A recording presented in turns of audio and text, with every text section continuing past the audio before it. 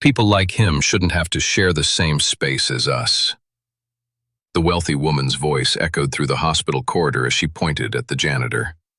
His name was James, and he had been quietly cleaning these floors for 12 years. But an hour later, when her son collapsed, when the doctors couldn't help, that inferior man's hands moved like they knew exactly what to do. And in the stunned silence that followed, one doctor whispered, "Who did this?" Welcome to Silent Heroes. Before we begin this powerful story, tell us in the comments which city you're watching from today. And if you believe stories like this need to be told, hit that subscribe button. These silent heroes deserve to be remembered. It was past midnight at St. Mary's General Hospital. The third floor was bathed in that cold, sterile light that only hospitals seem to have. Fluorescent bulbs hummed overhead, casting long shadows down empty corridors. The air carried that sharp smell of disinfectant, mixed with something heavier, the scent of human worry. James Sullivan pushed his cleaning cart slowly forward, each step deliberate, each movement precise. 63 years old, medium height, gray hair cut close to his scalp, the same navy blue uniform every single night, clean but faded, pressed but worn thin from years of use. His black work shoes never made a sound on the polished floor. Not once in 12 years. That's how long James had been cleaning these corridors. Same time every night, same systematic routine, arriving in darkness, disappearing before the morning shift even knew he'd been there. Never late, never sick, never complained. On the staff directory, it simply read, J. Sullivan, night cleaning. But as James moved his mop across the floor, his eyes saw everything, not just dirt and stains, but everything. Which doctor looked ready to collapse from exhaustion? Which nurse was fighting back tears after losing a patient? Which family was huddled in the waiting room preparing for the worst news of their lives? He saw it all, remembered it all, and said nothing. Most people didn't even know he existed. He was furniture to them, part of the building itself. He'd pass by their conversations like a ghost, acting as if he heard nothing. Their secrets were safe with him. Their pain was witnessed in silence. But James Sullivan had secrets too. Those weathered hands hadn't always held cleaning supplies. They'd done other things, in other places, under very different circumstances. No one asked about his past. He never volunteered to tell. Tonight started like every other night. East wing first, then west. Every room, every corridor. Same pattern, same precision. By 6 a.m. he'd be gone, invisible once again. But tonight would be different. Tonight, who James Sullivan really was would matter. At 11:30 p.m., everything changed. Lights blazed on in the private wing. Nurses rushed through corridors with new urgency. Security guards took their positions. A VIP patient was coming. The black Mercedes limousine glided to the main entrance like a shark cutting through water. The driver moved with practiced efficiency, opening doors for his passengers. First came the woman, mid-50s, perfectly styled hair, jewelry that probably cost more than most people's annual salary. Her clothes screamed money, but her face spoke of power. Then the man, expensive suit, confident posture, the kind of bearing that comes from never hearing the word no.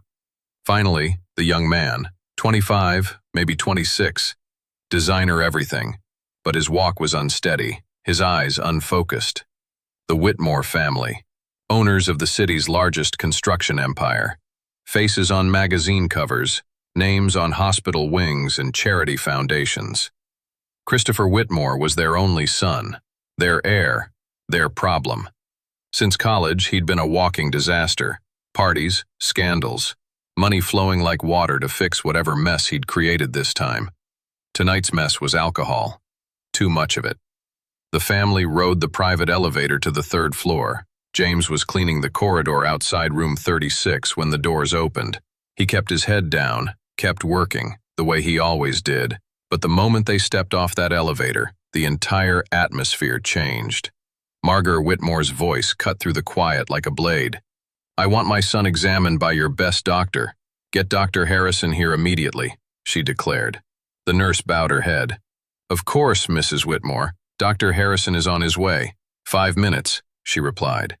Richard Whitmore surveyed the corridor like he was inspecting property he might buy.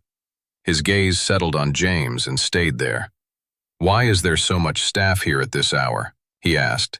"Night shift, sir. Regular duties," the nurse explained. James continued mopping, never looked up, never made eye contact, but he heard every word. When Dr. Harrison arrived, the family disappeared into the private room. Christopher was drunk, but conscious. Routine examination, standard procedure. But the family was worried. James could hear it in their voices through the door. That's when Margaret Whitmore stepped out of the room. She walked to the nurse's station, asked questions, got answers, and on her way back, she saw him, really saw him, for the first time. Margaret Whitmore stopped walking. She stared at James like he was something unpleasant she'd found on the bottom of her shoe. Until that moment, James had been invisible, a shadow, part of the background. But now he was seen, and being seen by someone like Margaret Whitmore, that was dangerous. "Why is this man constantly wandering around here?" she asked loudly. Her voice carried across the corridor, no attempt at discretion, no concern for who might hear. The nurse looked uncomfortable. "Night cleaning shift, Mrs. Whitmore, standard procedures," she said. Margaret's frown deepened. "Is it necessary for this type of personnel to be present while we're here?" she asked. James didn't stop working, didn't react, as if the conversation wasn't about him. "I'm sorry, Mrs. Whitmore, but the cleaning schedule," the nurse began. "Nurse," Margaret interrupted.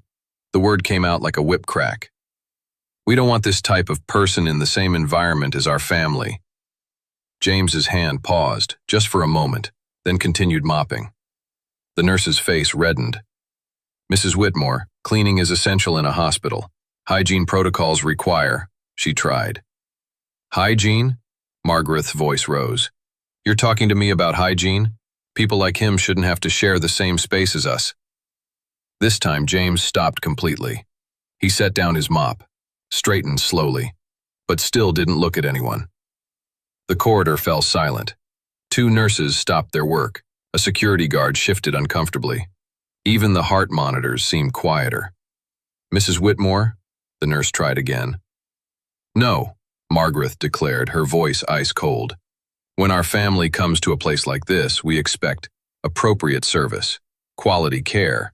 This man has no business being here while we're present." James stood motionless, head slightly bowed, hands at his sides, but everyone was looking at him now. "We refuse to breathe the same air as people like him," Margaret continued. "Remove him from this floor or reschedule his duties for when decent people aren't present." The silence that followed was crushing. James picked up his mop, gripped his cleaning cart. Without a word, without a glance, without any reaction at all, he walked away. "Thank you," Margaret said to the nurse. "That's much better." As James moved down the corridor, he could hear the conversations resuming behind him. But he wasn't listening anymore. Those words were too familiar. People like him. He'd heard them before, in different places, from different mouths, all his life. They didn't surprise him. They just hurt. 1 hour passed. James worked the lower floors while the Whitmore family discussed Christopher's condition with Dr. Harrison upstairs. The young man was intoxicated but stable. Standard protocol, observation until morning, then discharge when the alcohol cleared his system. Routine. Except Christopher Whitmore didn't want to wait. He paced his room like a caged animal, getting more agitated by the minute. "I'm fine. I don't need to be here," he shouted. "Christopher, calm down," his father said. "The doctor wants you under observation." "What doctor?"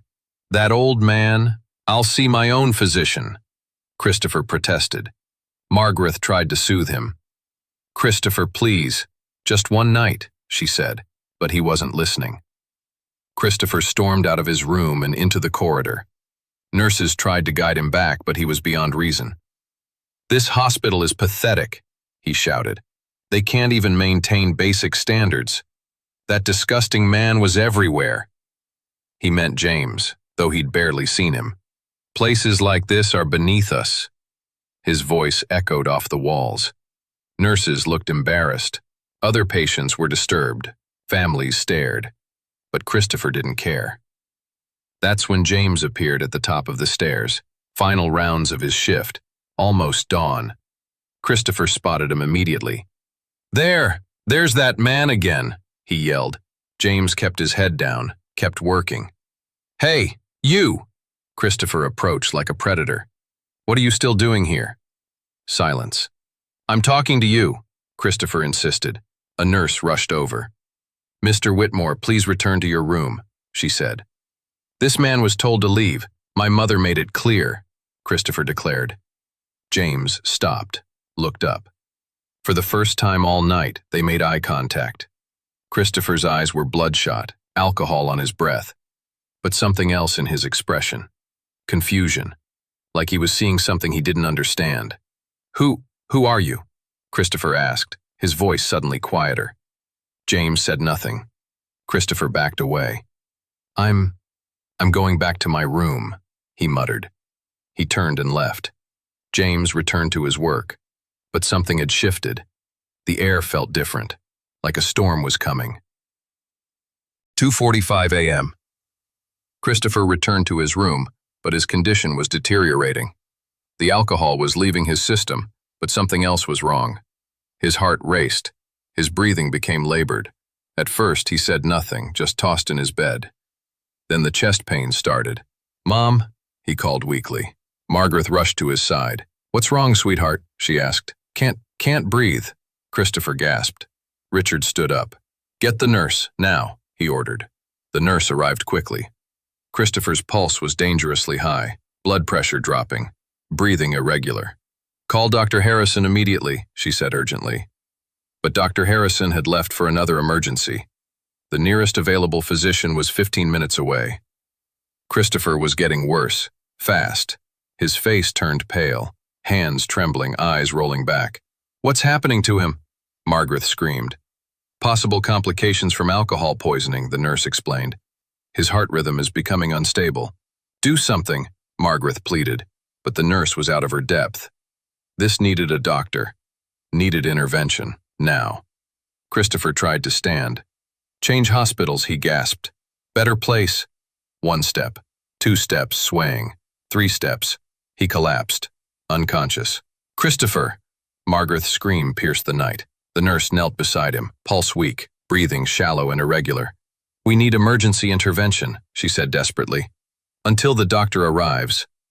That's when a shadow appeared in the doorway. James, he'd abandoned his cleaning cart, moved silently to the room, assessed the situation in seconds. Step back, he told the nurse calmly. Who are you? The nurse asked. Step back, James repeated. His voice was calm, certain. The voice of someone who knew exactly what to do. Margaret saw him. What are you doing here? Get out, she shouted. James ignored her. He knelt beside Christopher. His hands moved with surgical precision. First, checking pulse points most people didn't even know existed. Then examining pupils with the skill of a trained professional. Then finding the carotid artery like he'd done it 1,000 times before. What are you doing? Margaret shouted. Don't touch him. But James wasn't listening. He placed his ear to Christopher's chest, reading heart rhythms like sheet music, checking airways with practiced efficiency. His hands knew exactly what to do. Positioning, clearing, stabilizing. Then gentle, precise chest compressions. Not CPR exactly. Something more sophisticated. More targeted. Stop! Richard yelled. Are you a doctor? James didn't answer. 10 seconds. Christopher's eyes fluttered. 20 seconds. His breathing stabilized. 30 seconds. His eyes opened. James pulled back, stepped away. Christopher was breathing normally, color returning to his face, heart rate stabilizing. Everyone stared in shock. Christopher! Margaret fell to her knees beside her son. The young man sat up slowly. What happened? He asked. Dr. Harrison burst through the door. What's the situation? He asked. The nurse stammered. Christopher collapsed. Then this man. she said. Dr. Harrison examined Christopher quickly. Pulse normal, breathing regular, pupils responsive. Who performed the intervention? He asked. Everyone looked around. James was gone, vanished, like he'd never been there at all. Who did this? Dr. Harrison repeated. Silence. The cleaning man, the nurse finally said. James Sullivan. A janitor? Performed medical intervention? Dr. Harrison asked in disbelief. I'm not sure what he did, but Christopher's condition improved immediately, the nurse explained. Dr. Harrison frowned. This didn't happen by accident. Someone with training had intervened. Where is he now? Margaret asked. Her voice was different, smaller.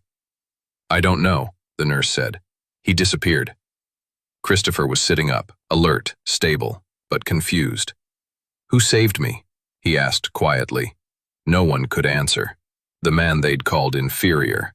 The man they'd demanded be removed. He'd saved their son's life. But how? The next day, Margaret called the hospital. I need information about James Sullivan, she said. I'm sorry, Mrs. Whitmore, we can't share personnel files, came the reply. That man saved my son's life. I need to know who he is, she insisted. A pause. I can tell you he's worked here 12 years, exemplary record, no incidents, the voice said. Medical training? She asked. I can't discuss that, came the response. Margaret hung up. But she didn't give up. That evening, she returned to the hospital, waited for James to arrive. 11 p.m. Like clockwork, he entered quietly, collected his supplies, began his routine. When Margaret approached him, she felt something she hadn't experienced in years. Shame. Excuse me, she said softly. James stopped, looked up, recognized her but showed no emotion. I want to apologize. For last night, she said, silence. You saved my son. I need to thank you, she continued. James nodded slightly. Just doing my job, he said quietly. Your job? Cleaning? She asked. He looked at her with tired eyes. Helping people, he replied. How did you know what to do? She pressed. James hesitated. Some things you don't forget, he said finally. What do you mean? She asked. But he was already walking away. Wait, she called. I need to understand. James stopped, turned back. Understanding won't change anything, he said quietly. It will change everything, she insisted.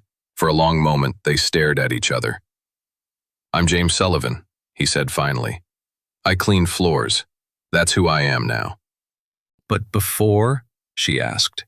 A ghost of a smile crossed his face. Before was a long time ago, he said. He walked away, leaving Margaret with more questions than answers. But she was determined to find the truth. She hired a private investigator. 2 weeks later, the report arrived. James Sullivan, born 1961, enlisted 1979, Navy Hospital Corps, field medic training, multiple deployments. Then the records became classified. Special operations, covert missions, medals that officially didn't exist. Discharged 1991, under circumstances that were blacked out. Working at St. Mary's since 2012. Margaret's hands shook as she read. James Sullivan wasn't just a janitor. He was a war hero, a man who'd saved lives in the world's most dangerous places, and she'd treated him like dirt. That night, Margaret returned to the hospital. I know who you are, she said when she found James. He continued working. No, you know who I was, he replied. Why didn't you tell me? She asked. Would it have mattered? He responded. The question hit her like a physical blow. You're a hero, she said. I'm a janitor, he countered. But your service record, she began. The past is the past, James said. What matters is who we choose to be today. Margaret felt tears in her eyes. I'm sorry, not just for that night, for my attitude, my prejudice, she said. James stopped working, faced her. Apology accepted, but don't judge people by their jobs or their appearance. Everyone has a story, he said. Like you, she said. Like everyone, he replied. Over the following weeks, everything changed. Margaret began volunteering at the hospital, serving meals, visiting patients who had no family, learning what it meant to truly help others. Christopher came too. His brush with death had sobered him. He started asking questions about purpose, about meaning, about what it meant to be a man like James Sullivan. The hospital staff noticed changes too. Word spread about what had happened, about who James really was. Nurses greeted him now. Doctors asked his opinion. Young residents sought his guidance. "Mr. Sullivan, what would you do in this situation?" they would ask. "Mr. Sullivan, have you seen cases like this before?" others inquired. James always deflected. "I'm just the cleaning man," he would say. But his eyes betrayed deep knowledge, hard-won experience. One day the hospital administrator approached him. "Mr. Sullivan, I have a proposition. We'd like to offer you a position as education coordinator, training our young staff in emergency procedures," he said. James considered this. "I'll think about it," he replied. That evening, Margaret visited him during his rounds. "I heard about the job offer," she said. "Word travels fast," he noted. "Are you considering it?" she asked. James paused in his mopping. "Maybe it's time," he said. "Time for what?" she wondered. "To stop hiding, to use what I know to help more people," he explained. Margaret smiled. "That's wonderful. 12 years I've been invisible," James said. "Maybe it's time to step into the light." 3 months later, James Sullivan began his new role as emergency training coordinator at St. Mary's Hospital. He no longer cleaned floors at midnight. Instead, he arrived each morning to train the next generation of medical professionals. But he didn't just teach procedures.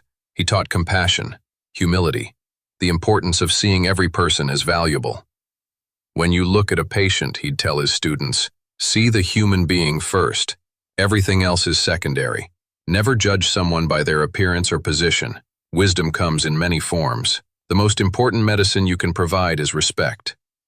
Young nurses and doctors listened with rapt attention. Because James wasn't just an instructor, he was living proof of everything he taught. Christopher visited regularly.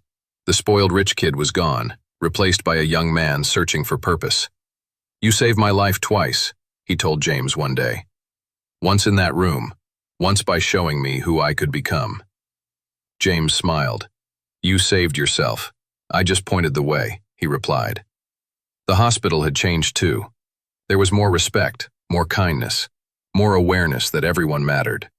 James's influence spread like ripples in a pond. James Sullivan's story doesn't end here. It continues every day in the young doctors he trained, the nurses he mentored, the lives he touched. His greatest lesson was simple. Every person matters. Every job has dignity.